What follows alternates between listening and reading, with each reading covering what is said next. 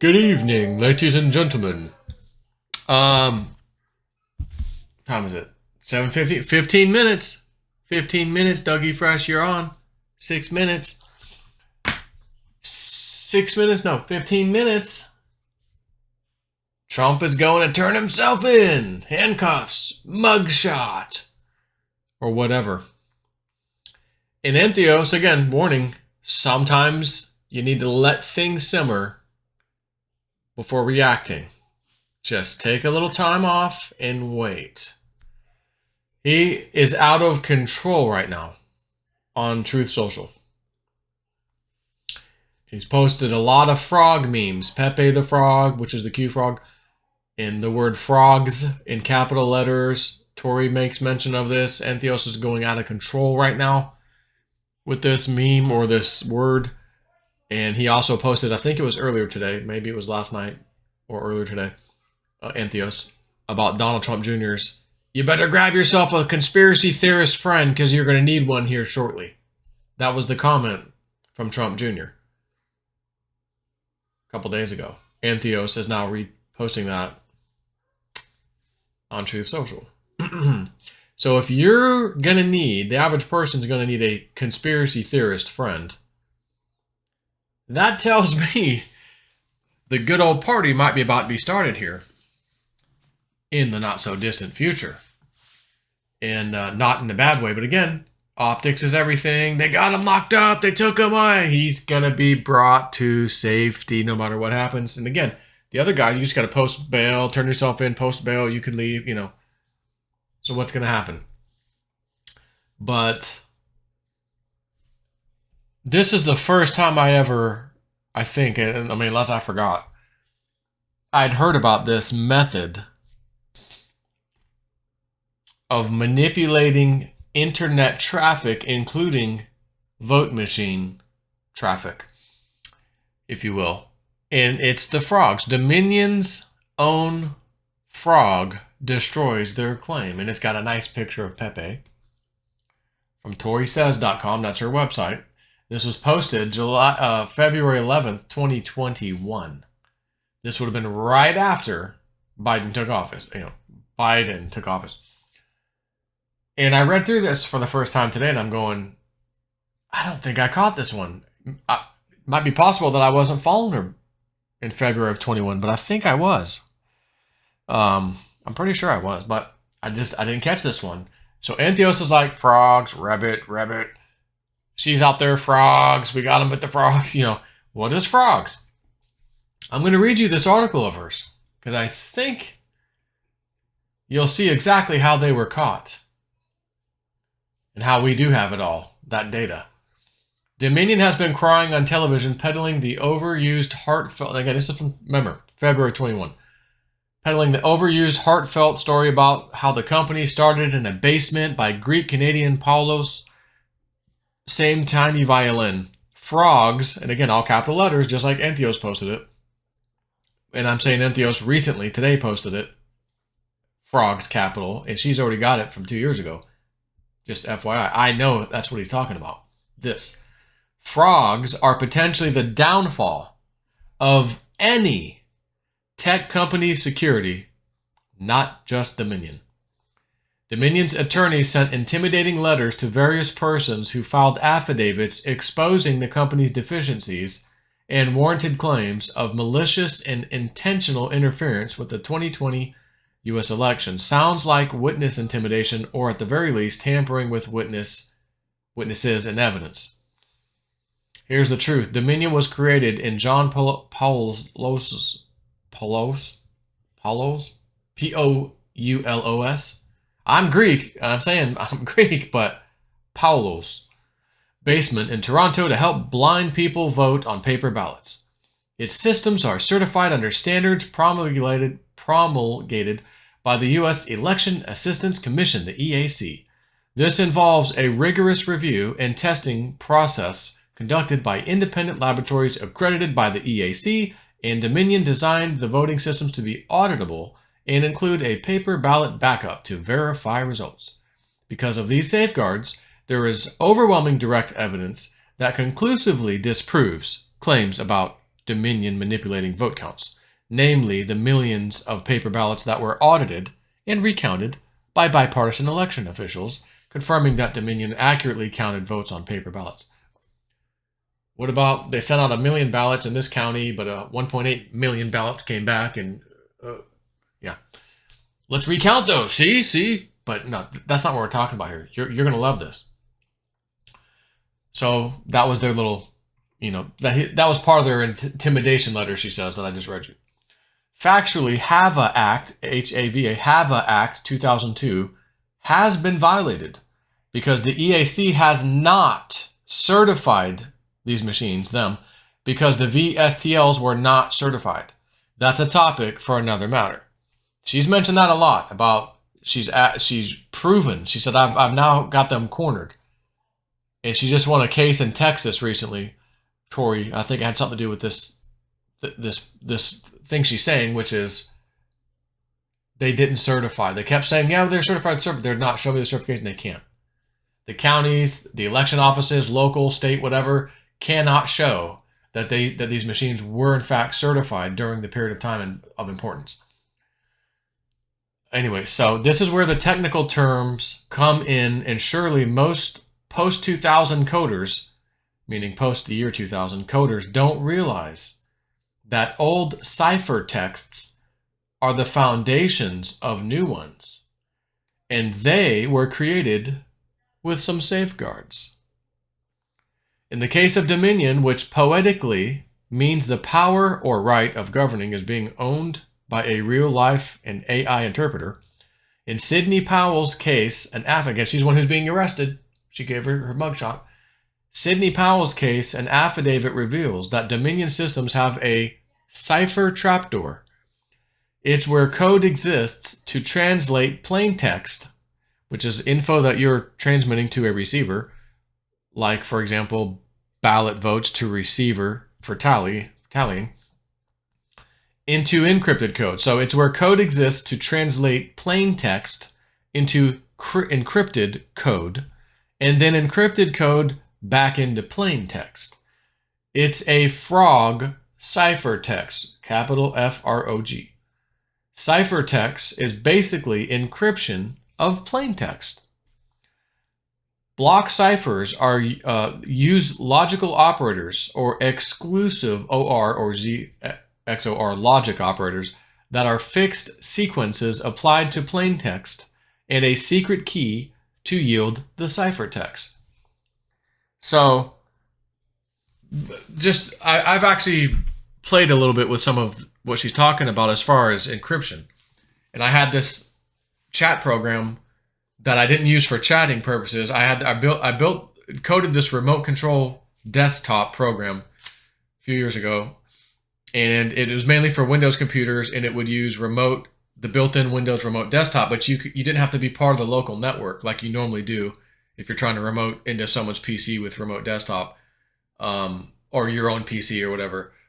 But if you're outside that network, like you're at home or somewhere, you can't do it unless you had a VPN or whatever. So I developed this program that would use a server, and the computer that you installed the client program on that you'd want to take control over, like let's say my work computer or whatever, it would use this chat program essentially to send and receive commands. And it would receive a command, hey, I want to connect, essentially.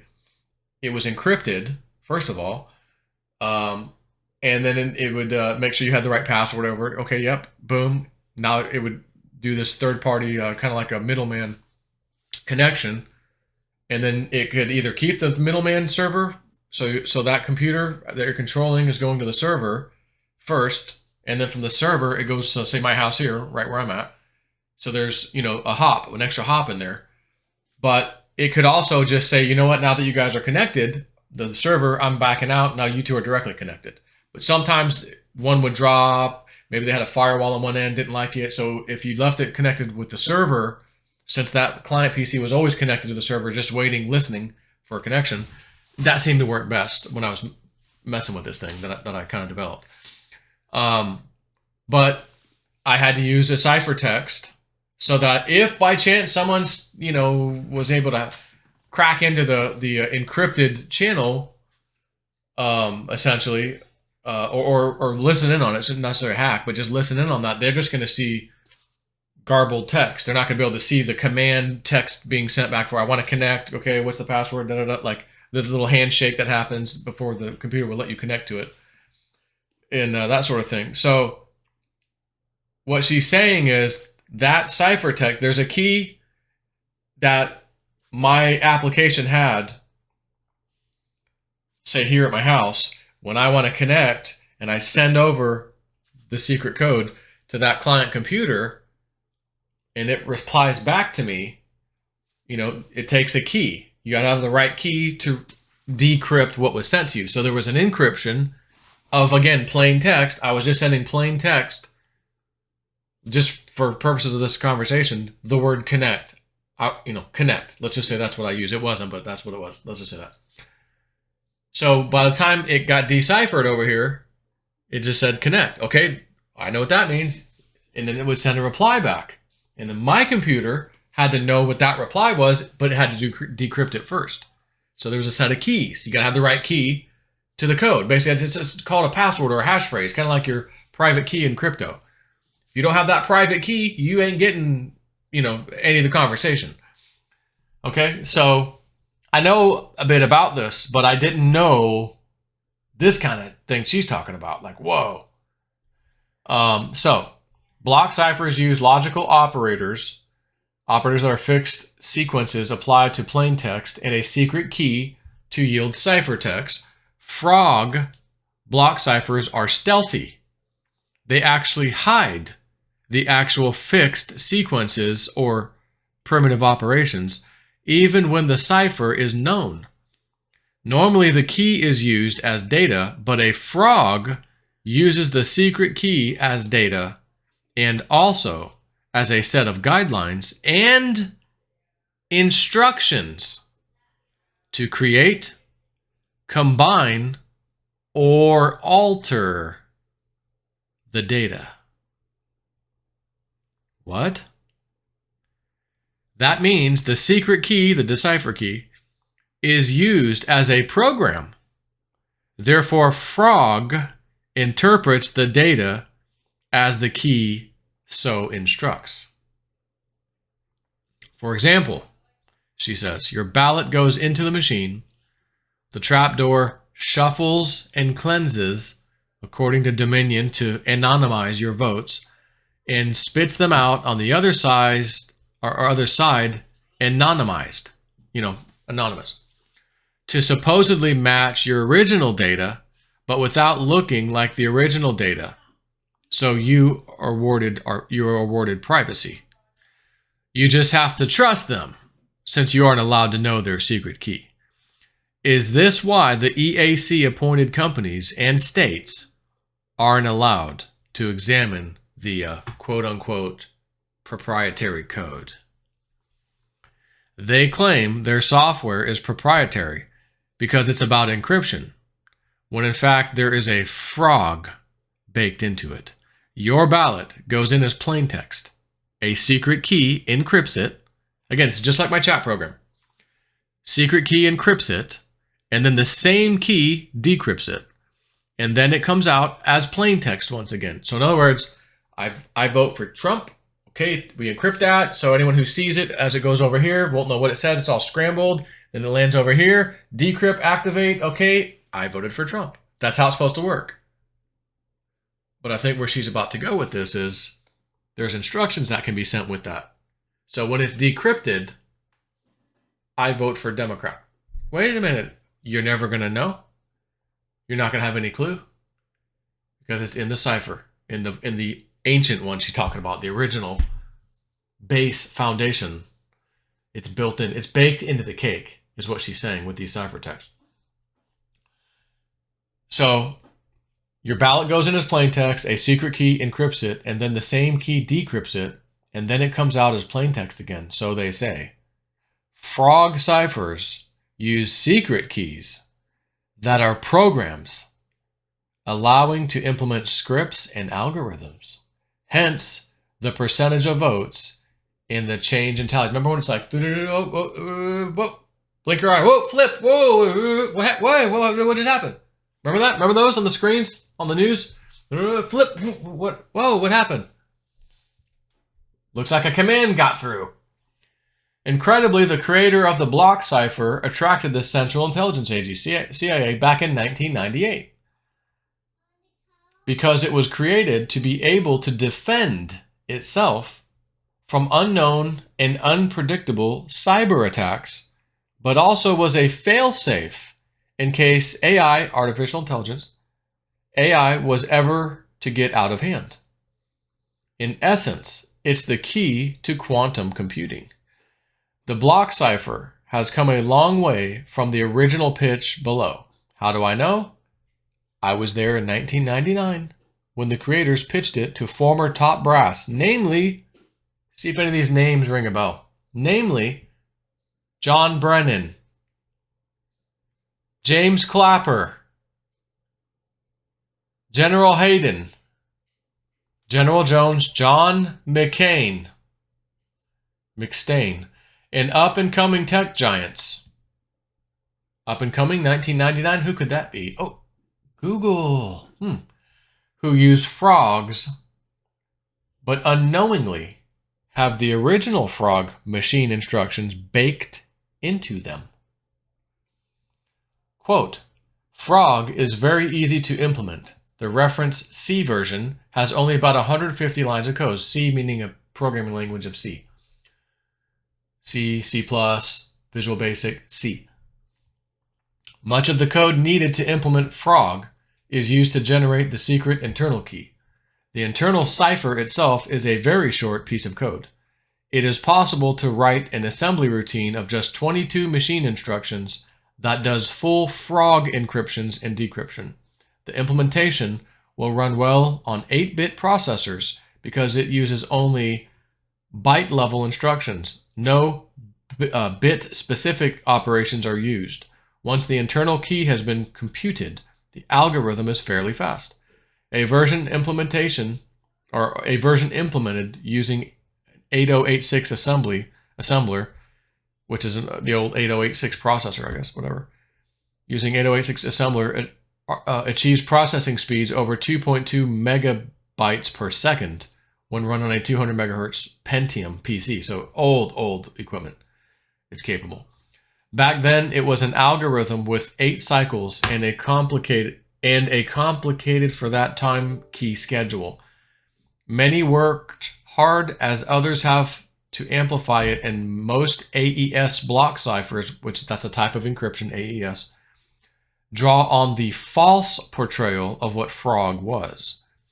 Building out a code is almost like a house that you build out, only ciphers are built out without with subkeys upon subkeys, but nevertheless, the foundation remains the same. A frog is simply a bidirectional interpreter. There is no master secret key unless you know the original frog block cipher key.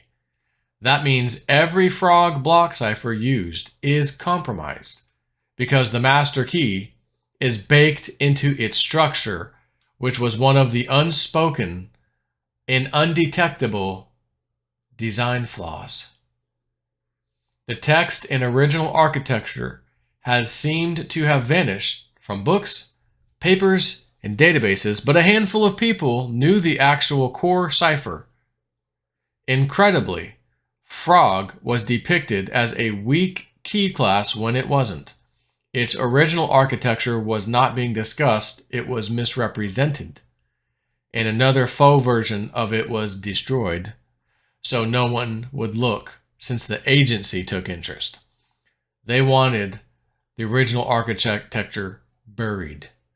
As far as Dominion lawsuits for defamation, it seems that the frogs will destroy them all, she says. Dominion sent me a letter asking me to retract my article from 2019. Why? How does that article apply to them? They want me to retract the math I did. I never mentioned their company. Why? I am a fact witness. It is because they realized that I exposed the actual inner workings It exploits their quote-unquote proprietary information. Why would I retract the only evidence showing that their proprietary software isn't really proprietary if the master key exists? The master key is an algorithm that the CIA purchased back in 1999. And I had the pleasure of learning it when it was running on 8-bit processors. I don't need a book or paper to remember the most incredible assembly routine that uses only 17 machine instructions. Oh, that's what the whole, ooh. That can complete full frog encryptions and decryptions that are baked into all AES encryption used across the entire internet, World Wide Web. Did you hear that? I don't need a book or paper to remember the most incredible assembly routine that uses only 17 machine instructions. Again, 17. She's only 17. 17. Daddy says Tori's too young, but she's old enough for me. I don't need a book or paper to remember the most incredible assembly routine that uses only 17 machine instructions that can complete full frog encryptions and decryptions that are baked into all AES encryption used across the entire internet.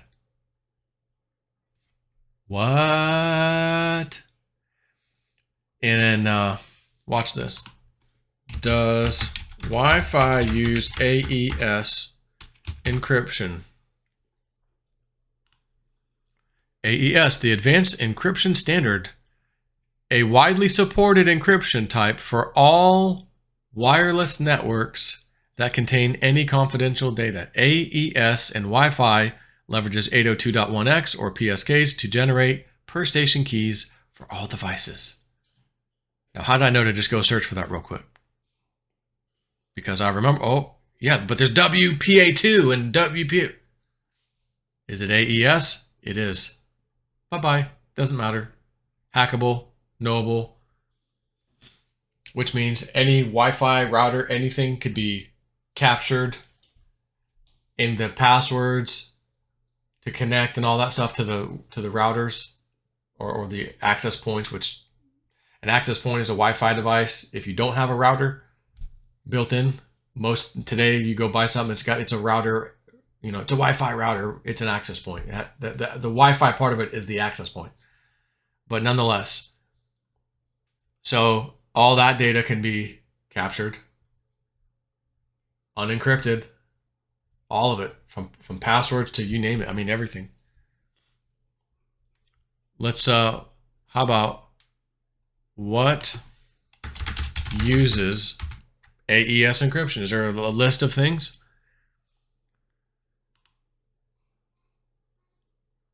AES is implemented in software and hardware throughout the world to encrypt sensitive data. It is essential for government computer security, cybersecurity, and electronic data protection. It's basically everywhere, is the short end of this. And with 17 lines of code or instructions, machine instructions, it's all it can decrypt and encrypt. So all the communications that these deep staters have been doing, Tori and them have it. The good guys have it. Team Trump, whatever you want to call it, good guys, they have it. They have all the communications. Now you know why Edward Snowden blew the whistle on the NSA, because the NSA probably had that technology. Again, they Q and them are not happy with Snowden.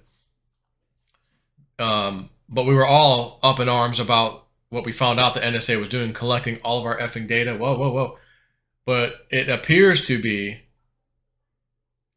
they were doing that, watching this effing deep state actors to build this huge, enormous case with all these tens of thousands of sealed indictments. So when Snowden blew the whistle, it actually harmed the good guys, so to speak, at least temporarily, as far as I know. So there's more to this. She writes, the most incredible part of Frog is that you can't detect it because it is baked into every encryption algorithm because it's both a key and a program. Almost like genetic crosstalk, it's quite genius. You don't have to use the master frog as a cipher, block cipher, to exist. Its components are spread across all encryption algorithms today as they are basic machine instructions. Like the Terminator, these components come together to form a frog and run any script, manipulate and redirect data undetectably when two or more components are accessed to trigger the cascade. The frog block cipher Dominion uses in their trapdoor was implemented by those that know how the master key works. Dominion may not even be aware that their secret key or their frog isn't so secret, as a way of creating non-attribution for those who do. Dominion being unaware is part of the non-attribution. In the past decade, China and Russia have been trying to determine the ultimate master key to all encryption. Considering that John Brennan, General Hayden, and others know about it, I would not be surprised if they sold or lent a bootleg version of it simply to garner access to undetectably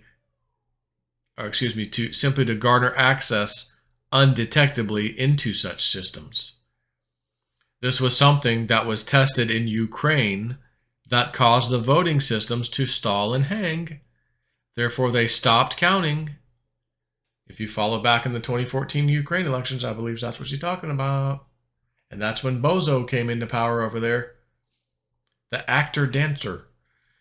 You can't run a master key program with too many or too little machine instructions, because then the access will be terminated and severely flawed. Make no mistake, this proprietary software has been used in all US and global elections since the year 2000, with the flavor of the month election machine company. Doesn't matter which company. Dominion is hiding behind proprietary information when, in essence, I exposed the existence of voting machine encryption being a key and program. With my 2019 article, they demanded I retract, which didn't even mention them. Why? That is because their proprietary encryption isn't proprietary, and the fact that you can't have absolute proof that their key is the only key is evidence that it is a program, and my math proves that without identifying the original frog that can cause detrimental cyberspace chaos, rendering AES and other encryption keys useless. And by the way, since that's baked into the effing cake everywhere, what's going through my mind right now? Well, we're practicing for a cyber attack that takes down the banking system. We're working with the World Economic Forum and the IMF and the World Bank, and we're going to choose. Remember that a couple years ago? You want to talk about the perfect thing to cause it? The whole effing internet, everything attached to the internet, instantly compromised, essentially. And again, it provides an undetected backdoor. Regardless, Dominion's downfall will come from the congressionally passed HAVA Act 2002 that doesn't have intellectual property and proprietary argument loopholes to jump through. The EAC never certified them because those that certified them were not certified. The companies that certified Dominion are two, SLI Gaming and ProVNV, that lacked EAC certification. One has offices in China And the other one is Jack Cobb, who is well aware of the frog component from his defense contracting days. In other words, it seems that Dominion is guilty of intentionally breaching our national security by partaking in a fraudulent election since, not just one, that's elections, since they knew they were not really certified, as HAVA Act 2002 mandates. Like my work, you can tip me to support me. PayPal, Venmo, Cash App, blah, blah, blah. Tory. This was 2021, February 11th. And I don't recall this. And if I did, and there's a freaking video of mine out, I completely have forgotten about it by now. So much other shit has been going on that you can't even keep track of. Maybe I did. I'm listening to this. I'm going. It doesn't ring a bell though. But she's saying we got them. We have them all by the balls. Machines weren't certified. The people who certified them weren't certified. 2002 HAVA Act. You're not allowed. Well, but Fox News, they settled the lawsuit. They settled it because they were wrong for defaming. How does one pay oneself off the radar? Sue yourself. What do you mean, sue yourself? Dominion's not the club. It's a big effing club, and you ain't in it. The club sues itself and pays it. So we need $800 million. It's enormously large amount of money. Really? Give me an effing break. But again, it's all a big show, right? And I'm going to copy this link because in case you want to read it or pass it along, that's probably worth it.